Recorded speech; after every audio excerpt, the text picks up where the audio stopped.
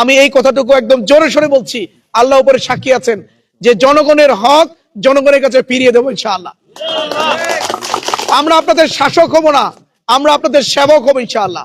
আপনাদের সেবার জন্য এসেছি, সেবা করতে চাই, আপনাদের জন্য কাজ করতে চাই, আপনাদের অধিকার নিশ্চিত করতে চাই আমি ইনশাআল্লাহ। একদল ক্ষমতায় আসে আর বিরোধী দলের উপরে খালি জুলুম নির্যাতন চালায় না ভাই? মিথ্যা মামলা দিয়ে জেলখানায় ঢুকায় না? তার বাড়িঘর দখল করে নীরবে চাঁদাবাজি করে।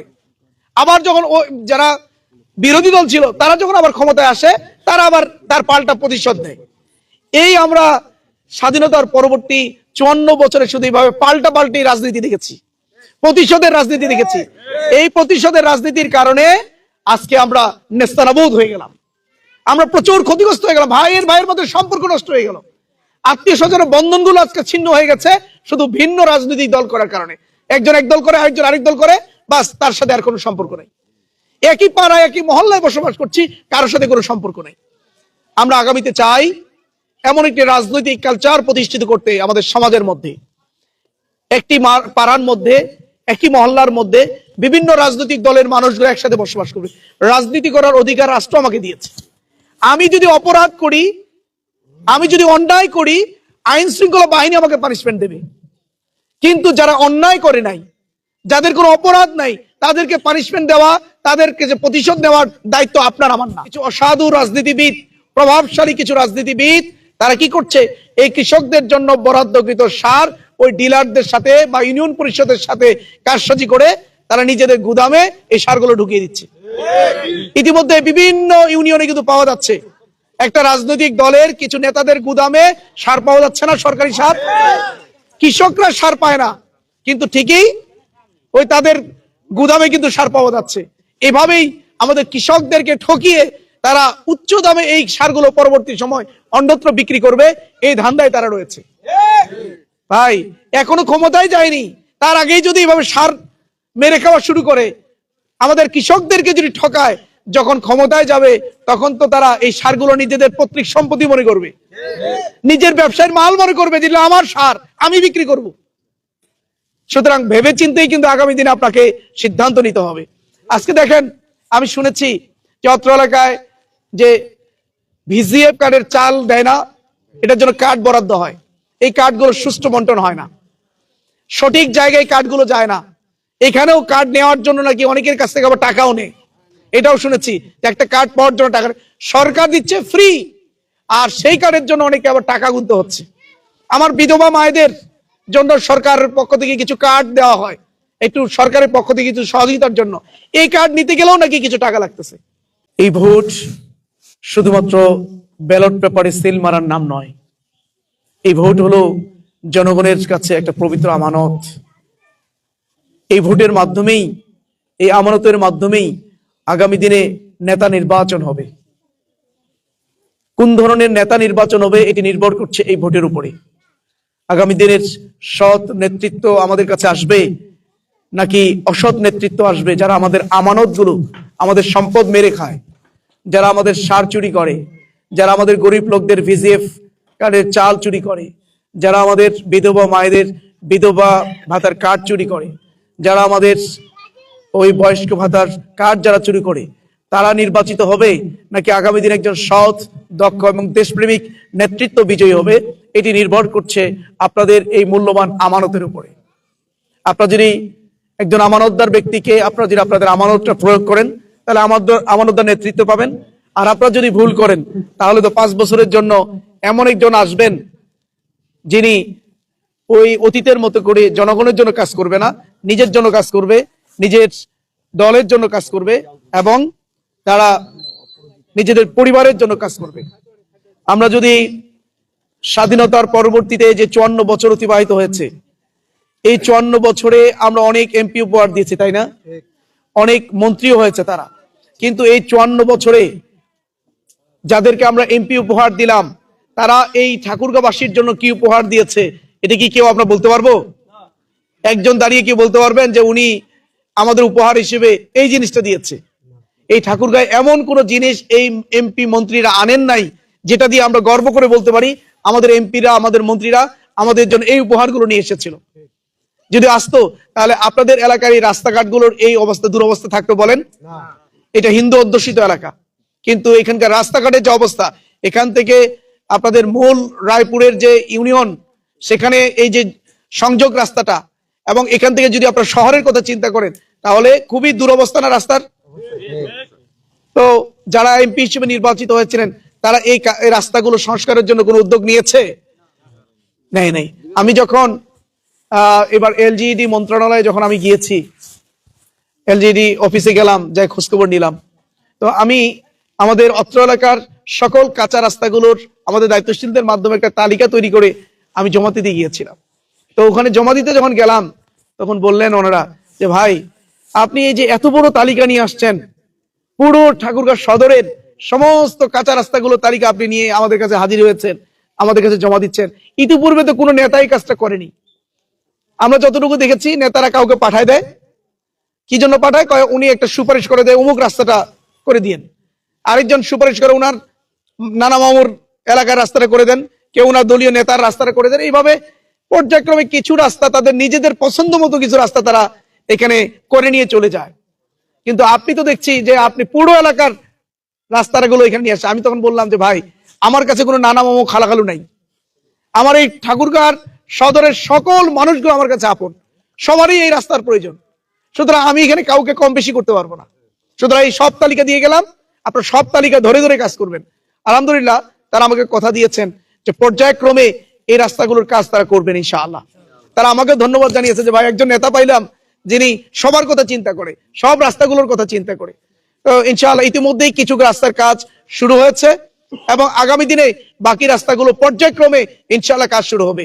আল্লাহ যদি আমাকে বিজয় করেন, আপনারা যদি আমাকে ভোট দিয়ে বিজয় করেন, আমি এটুকু বলতে পারি এই ঠাকুরগাঁও সদরের সমস্ত কাঁচা রাস্তাগুলোকে পাকা করে দেওয়ার জন্য আমি জোরালো উদ্যোগ গ্রহণ করবো ইনশাআল্লাহ। সেই উদ্যোগ এখন থেকে নিয়েছি, সেই উদ্যোগগুলো বাস্তবায়ন করবো ইনশাআল্লাহ। জি সম্মানিত ভাইরা আমার, আমি আরেকটা বিষয় আপনাদেরকে বলতে চাই, সেটি হলো আজকে আমাদের কৃষক ভাইরা এখানে আসছে, তারা আমাদের অধিকাংশ মানুষ কৃষির সাথে সম্পর্কিত, কৃষিকাজের উপরেই তারা নির্ভরশীল। কিন্তু এই কৃষিকাজ করতে গিয়ে কৃষকদের জন্য যে সার প্রয়োজন, সেই সার কি আপনারা পাচ্ছেন? আমার তো আমি খোঁজখবর নিয়ে দেখেছি আপনাদের এলাকায় ভালোভাবে আপনারা কৃষকরা সার পাচ্ছেন না। সার না পাওয়ার কারণে, ভালো বীজ না পাওয়ার কারণে আপনারা ভালোভাবে কৃষিকাজ করতে পারেন না, তাই না? পারেন না। কি হচ্ছে, সরকারের পক্ষ থেকে সার বরাদ্দ হচ্ছে, এখানে কৃষকদের জন্য সার বরাদ্দ হচ্ছে। কিছু অসাধু রাজনীতিবিদ, প্রভাবশালী কিছু রাজনীতিবিদ, তারা কি করছে, এই কৃষকদের জন্য বরাদ্দকৃত সার ওই ডিলারদের সাথে বা ইউনিয়ন পরিষদের সাথে কারসাজি করে তারা নিজেদের গুদামে এই সারগুলো ঢুকিয়ে দিচ্ছে।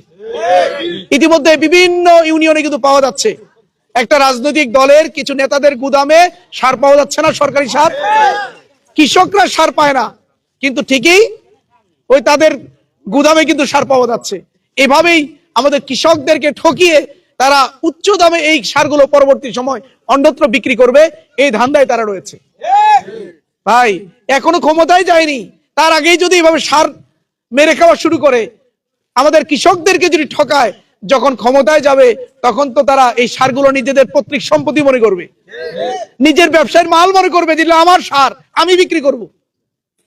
সুতরাং ভেবে চিন্তেই কিন্তু আগামী দিনে আপনাকে সিদ্ধান্ত নিতে হবে।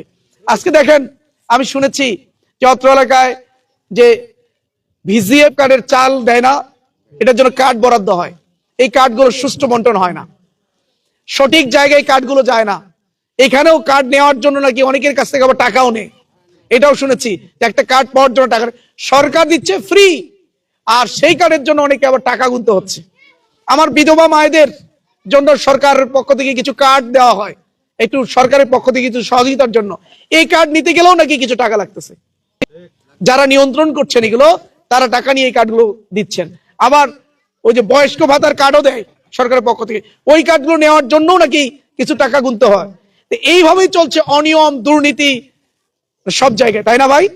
এই অনিয়ম দুর্নীতি থেকে যদি আমাদেরকে মুক্ত হতে হয়, সরকার আমাদের জন্য যা বরাদ্দ দেবে, এই বরাদ্দটুকু পুরোটাই জনগণের কাছে সুষ্ঠু বন্টনের যদি আমরা সিদ্ধান্ত নিতে পারি, তবেই কেবলমাত্র জনগণ উপকৃত হবে ইনশাআল্লাহ। আগামী দিনে আল্লাহ যদি আমাদেরকে বিজয় করেন, আমি এই কথাটুকু একদম জোরে সোরে বলছি, আল্লাহ উপরে সাক্ষী আছেন যে জনগণের হক জনগণের কাছে ফিরিয়ে দেবো ইনশাআল্লাহ।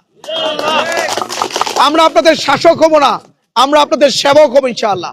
আপনাদের সেবার জন্য এসেছি, সেবা করতে চাই, আপনাদের জন্য কাজ করতে চাই, আপনাদের অধিকার নিশ্চিত করতে চাই আমি ইনশাআল্লাহ। আর আজকে দেখুন আমাদের সমাজে আরেকটা বিষয় প্রচলিত আছে, যেটি হলো একদল ক্ষমতায় আসে আর বিরোধী দলের উপরে খালি জুলুম নির্যাতন চালায় না ভাই? মিথ্যা মামলা দিয়ে জেলখানায় ঢুকায় না, তার বাড়িঘর দখল করে নীরবে চাঁদাবাজি করে। আবার যখন যারা বিরোধী দল ছিল তারা যখন আবার ক্ষমতায় আসে তারা আবার তার পাল্টা প্রতিশোধ নেয়। এই আমরা স্বাধীনতার পরবর্তী 54 বছরে শুধু এইভাবে পাল্টি রাজনীতি দেখেছি, প্রতিশোধের রাজনীতি দেখেছি। এই প্রতিশোধের রাজনীতির কারণে আজকে আমরা নেস্তানাবুদ হয়ে গেলাম, আমরা প্রচুর ক্ষতিগ্রস্ত হয়ে গেলাম, ভাইয়ের মধ্যে সম্পর্ক নষ্ট হয়ে গেল, আত্মীয় স্বজনের বন্ধনগুলো আজকে ছিন্ন হয়ে গেছে শুধু ভিন্ন রাজনৈতিক দল করার কারণে। একজন এক দল করে, আরেকজন আরেক দল করে, বাস তার সাথে আর কোনো সম্পর্ক নেই। একই পাড়ায় একই মহল্লায় বসবাস করছি, কারোর সাথে কোনো সম্পর্ক নেই। আমরা আগামীতে চাই এমন একটি রাজনৈতিক কালচার প্রতিষ্ঠিত করতে আমাদের সমাজের মধ্যে, একটি পাড়ার মধ্যে একই মহল্লার মধ্যে বিভিন্ন রাজনৈতিক দলের মানুষগুলো একসাথে বসবাস করবে। রাজনীতি করার অধিকার রাষ্ট্র আমাকে দিয়েছে। আমি যদি অপরাধ করি, আমি যদি অন্যায় করি, আইন শৃঙ্খলা বাহিনী আমাকে পানিশমেন্ট দেবে। কিন্তু যারা অন্যায় করে নাই, যাদের কোনো অপরাধ নাই, তাদেরকে পানিশমেন্ট দেওয়া, তাদেরকে যে প্রতিশোধ নেওয়ার দায়িত্ব আপনার আমার না। এই জন্য আমি চাই আগামী দিনে বিভিন্ন রাজনৈতিক সংগঠনের মানুষগুলো একসাথে বসবাস করবে, একই পাড়ায় একই মহল্লায় থাকবে, তাদের মধ্যে ভালোবাসা থাকবে, মহব্বত থাকবে, সম্প্রীতি থাকবে, সৌহার্দ্য থাকবে। সৌহার্দ্য, সম্প্রীতি, ভালোবাসার বন্ধনে আবদ্ধ হয়ে আমরা একই পাড়ায় একই মহল্লায় একসাথে আমরা বসবাস করতে চাই। রাজি আছেন? আমরা প্রতিশোধ পরায়ণ হতে চাই না, আমরা হিংসা বিদ্বেষ করতে চাই না, আমরা কাউকে ঠকাতে চাই না, কাউকে মিথ্যা মামলা দিয়ে জেলখানায় নিতে চাই না। যারা অপরাধী তারা পানিশমেন্টের শিকার হবে, কিন্তু যারা নিরপরাধ মানুষ তারা যেন কেউ হয়রানির শিকার না হয়, এর ব্যবস্থা আগামী দিন আমরা নিব ইনশাআল্লাহ। এখানে হিন্দু, বৌদ্ধ, খ্রিস্টান, এখানে মুসলমান একসাথে বসবাস করবে ভাই, একই পাড়ায় বসবাস করবে, একই মহল্লায় বসবাস করবে, তাদের মধ্যে ভালোবাসা থাকবে, তাদের মধ্যে সৌহার্দ্য থাকবে, তাদের মধ্যে সম্প্রীতি থাকবে। এটাই তো কালচার। হিন্দু বলে তাদেরকে আলাদা করে দিব, মুসলমান বলে তাদেরকে আলাদা করে দিব, বৌদ্ধ বলে তারা আলাদা থাকবে না। আমরা সবাই বাংলাদেশের নাগরিক, তাই না? আমরা জন্মগত সূত্রে সবাই আমরা বাংলাদেশের নাগরিক। সুতরাং বাংলাদেশের নাগরিক হিসেবে সবাই আমরা বাংলাদেশে এই রাষ্ট্রের কাছ থেকে সমান অধিকার পাবো ইনশাআল্লাহ। এখানে কম বেশি হবে না, এখানে হিন্দু বলে কম পাবে, মুসলমান বলে বেশি পাবে, এটার কোনো সুযোগ হবে না ইনশাআল্লাহ। সবাই সমান অধিকার পাবে ইনশাআল্লাহ। আর হিন্দু ভাইদেরকে বলবো, আপনারা কখনো নিজেদেরকে সংখ্যালঘু ভাববেন না। আপনারা এখানে সংখ্যালঘু না, কম বিদায় সংখ্যালঘু বলতে হবে, দরকার নেই। আমরা সবাই হলো বাংলাদেশি নাগরিক। সংখ্যালঘু, সংখ্যাগরিষ্ঠ এই শব্দগুলো আমাদের উঠিয়ে ফেলতে হবে। এই সংখ্যালঘু, সংখ্যাগরিষ্ঠটাই আমাদের মধ্যে ডিভাইডেড তৈরি করে দেয়। এর জন্য আমরা চাই আমরা সবাই বাংলাদেশি নাগরিক হিসেবে সবাই সমান অধিকার পাবো ইনশাআল্লাহ। আর হিন্দু ভাইদেরকে বলবো, জামাত ইসলাম ক্ষমতায় গেলে ইনশাআল্লাহ আপনাদের ধর্মীয় স্বাধীনতায় কেউ হস্তক্ষেপ করতে পারবে না। আপনারা স্বাধীনভাবে নির্বিঘ্নে আপনাদের পূজা করবেন, আপনি মন্দিরে যাবেন, আপনার ধর্মীয় আচার অনুষ্ঠান পালন করবেন, কেউ আপনাকে বাধা দিতে পারবে না ইনশাআল্লাহ। বরঞ্চ নিরাপত্তা নিশ্চিত হবে। আজকে আপনাদের মন্দির মাঝে মাঝে পাহারা দেওয়ার লাগে, আমি খুব আশ্চর্য হই, মাঝে মাঝে ভাবি আমাদের মুসলমানদের মসজিদ তো আমাদেরকে পাহারা দিতে হয় না। আমার ঈদের দিন ঈদগাহ মাঠে পুলিশ লাগে না করে পাহারা দেওয়ার জন্য? লাগে? যদি আমার মসজিদ পাহারা দেওয়ার না লাগে, আমার ঈদগাহ মাঠ যদি পাহারা দেওয়ার না লাগে, তাহলে আগামী দিনে এই মন্দির কেন পাহারা দেওয়া লাগবে ভাই? এই মসজিদের মতো মন্দির যেন নিরাপদ হয়ে যায়, আমার ঈদগাহ মাঠের মতো করে আমার মন্দিরগুলো যেন নিরাপদ হয়ে যায়, এখানে হিন্দুরা স্বাধীনভাবে নির্বিঘ্নে নিরাপত্তার সাথে পূজা করবে, কেউ তারা ডিস্টার্ব করতে পারবে না। এই ধরনের নিরাপদ পরিবেশ আমরা তৈরি করতে চাই আগামী দিন ইনশাআল্লাহ। ইনশাআল্লাহ। তাই আসুন আর আরেকটা জিনিস বলে যাই, যে এখানে একটা রাজনৈতিক দল হিন্দুদের কাছে গিয়ে বলে জামাত ইসলামী আসলে, ক্ষমতায় আসলে মন্দির থাকবে না, পূজা থাকবে না, আর হিন্দু বোনদেরকে নাকি আমরা পরাই দিব, ওই যে বোরকা পরাই দিব। আপনাদেরকে স্পষ্ট করে বলে যাচ্ছি, ইসলাম কোনো কিছু কারো উপরে জোরপূর্বক চাপিয়ে দেওয়ার নির্দেশ আমাদেরকে দেয় না। আমরা যদি ইসলাম পালন করি, অবশ্যই আমরা ইসলামকে মানি। ইসলাম যেটা বলে না সেই কাজটা কখনো আমরা করি না।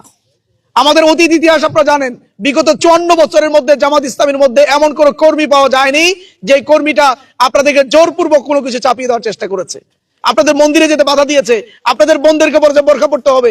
নো, এই ধরনের কাজ আমরা করি না। বরঞ্চ যারা নীরবে চাঁদাবাজি করে আপনাদের কাছ থেকে, যারা নীরবে আপনার জমি জমা দখল করে, যারা আপনাকে বাড়িতে গিয়ে হুমকি দেয় ভোট দিতে যাবি না, অথবা ভোট দিলে ধানের শীষে ভোট দিতে হবে, যারা এই কাজ করে তারাই কিন্তু আবার আপনাদের কাছে ভোট চাইতে আসে, তাই না? সুতরাং আগামী দিনে আমি অনুরোধ করবো, আসুন আমরা সবাই মিলে আগামী দিনে সুন্দর একটি বাংলাদেশ গড়তে চাই। আমরা আগামী দিনে সবাই মিলে সুন্দর একটি ঠাকুরা করতে চাই, নিরাপদ একটা ঠাকুরা করতে চাই, যেখানে সবাই নিরাপদে আমরা থাকবো ইনশাআল্লাহ। সবাইকে আন্তরিকভাবে ধন্যবাদ জানিয়ে আমার জন্য দোয়া করে আপনাদের জন্য দোয়া করছি। ইনশাআল্লাহ আগামী দিনে দুর্নীতিমুক্ত, ন্যায় এবং ইনসাফে পরিপূর্ণ একটা ঠাকুরগা আমরাই করবো ইনশাআল্লাহ, আপনাদেরকে সাথে নিয়ে ইনশাআল্লাহ। আল্লাহ আমাদের কবুল করুন, আল্লাহ আপনাদের ভালো রাখুন। সাহসিকতার সাথে ভোট কেন্দ্রে যাবেন এবং পরিবর্তনের চিন্তা নিয়ে যাবেন। সব দলকে দেখেছেন, এবার যেই দলটাকে কখনোই আপনার রাষ্ট্র ক্ষমতায় দেখেননি সেই দলটাকে দিয়ে দেখবেন এই দলটা আপনাদের জন্য কি করে। যদি এই দলটা আপনাদের জন্য কিছু করতে পারে আবার ভোট দিবেন, না করতে পারলে আর ভোট দিবেন না ইনশাআল্লাহ। এই জন্য এইবারের জন্য আমি দাঁড়িপাল্লা পক্ষে আপনাদেরকে ভোট দেওয়ার উদাত্ত আহ্বান জানিয়ে আমার কথা শেষ করছি। আসসালামু আলাইকুম রহমতুল্লাহ, আদাব, আন্তরিক শুভেচ্ছা এবং অভিনন্দন।